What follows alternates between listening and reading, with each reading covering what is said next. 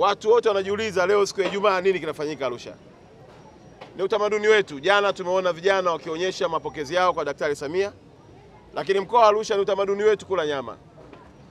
Kwa hapa tulipo ni eneo ambalo nyama zitalika, na kwa kuwa mkoa wetu ni miongoni mwa mikoa mingine ambayo ina waumini wa dini zote mbili, Wakristo na Waislamu, na wengi tuko kwenye kipindi cha Kwaresma na wengine tuko kwenye mfungo wa mwezi wa Ramadhani. Kwa hiyo nyama hizi zitaanza kuliwa jioni baada ya iftari, na nyama haitauzwa hata pingili moja. Nyama zote ni bure kwa ajili ya wananchi wa mkoa wa Arusha, ikiwa ni kuashiria kwenda kwenye kilele cha sherehe za wanawake duniani.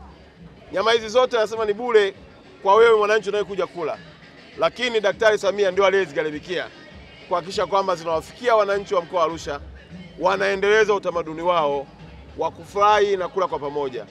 Kwa hiyo wananchi wa mkoa wa Arusha, hautaulizwa umri wako, hautaulizwa dini yako, hautaulizwa chama chako, hautaulizwa kabila lako.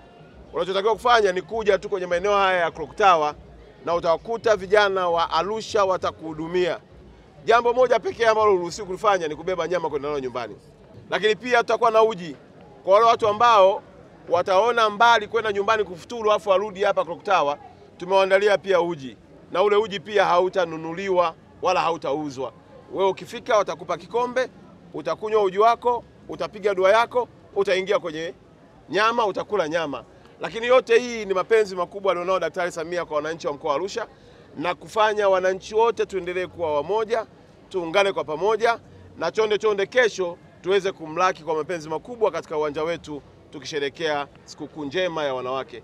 Namalizia kwa kusema hakuna nyumba isiyokuwa na mwanamke.